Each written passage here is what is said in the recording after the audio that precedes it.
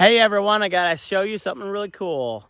A swarm from my beehives. Let's check it out. Here's this beautiful swarm. Nice swarm here. Several pounds of bees. There's probably the queen in there. They're nice and calm.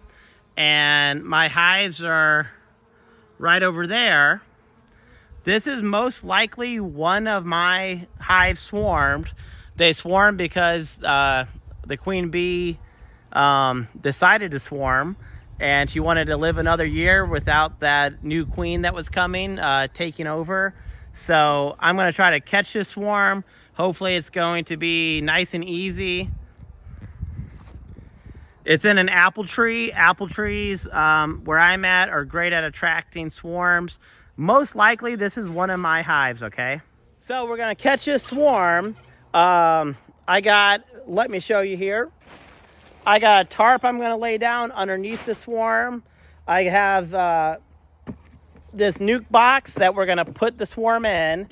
And then I have my bee brush. I also got my bee jacket and my gloves. Hopefully this is going to be really easy to catch. I put out a video a week ago, had another swarm, and it was at night and was not fun. Hopefully this is going to be quick and easy. That's what I'm really hoping. I try to split my hives in the spring if I have the boxes, because I don't want my hives to swarm. I actually haven't had a swarm in 3 or 4 years, and I've been beekeeping for 10 years, I think. Now, I could have had a swarm and I missed it, but I haven't seen a swarm in 3 or 4 years because I split when I can. But my hives that overwintered, I think 6 out of 10 made it, were really strong, and the hives have swarmed. So let's catch it.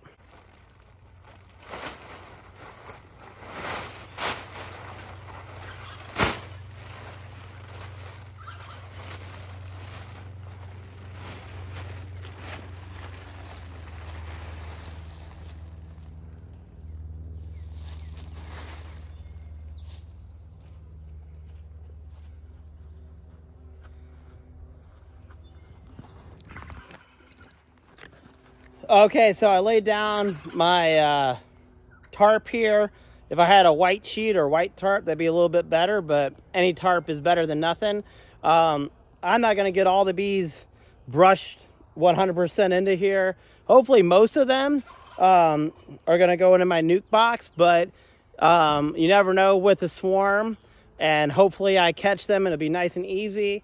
But if not, they'll be on the tarp, and that'll make my secondary collection even more efficient, because hey, it's dinner time. We're hoping for the best here. The tough thing is it's in this tree. I mean, it's in this tree, people. I could shake it even.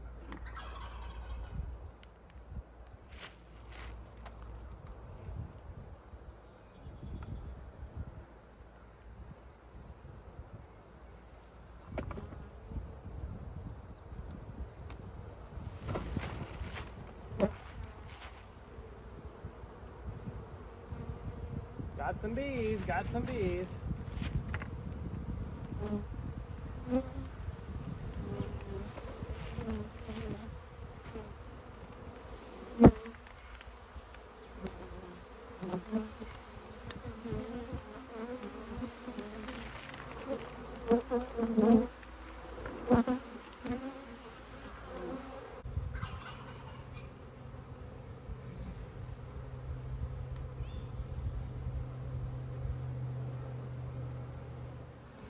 So I think I have the queen in my nuke box. I'll show you in a minute.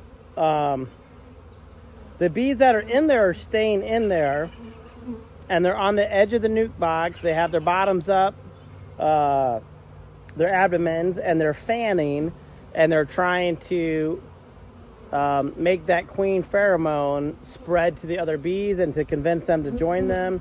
I can even see some bees making their way up into the box. So I'm hoping the queen is in there. Haven't seen her, but I'm hoping she's in there. So let's take a closer look.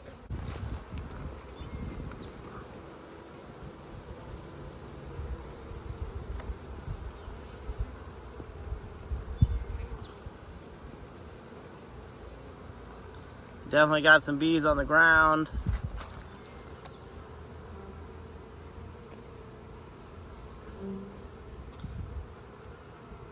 And hopefully they'll start to go in the box, but we still have a decent amount of bees. This was a big swarm, people. We have a decent amount of bees there, so I'm gonna keep on trying to brush them in as best I can. I'm pretty sure the queen's in the box now, but not 100%, but as soon as you get the queen, the bees will go back to where the queen is. So I'm hoping if I get some more bees in here, if I am missing the queen, the more bees you get in, the higher probability you got the queen, right? So I'm really, really hoping that this is going to be a swarm that I can turn into a hive.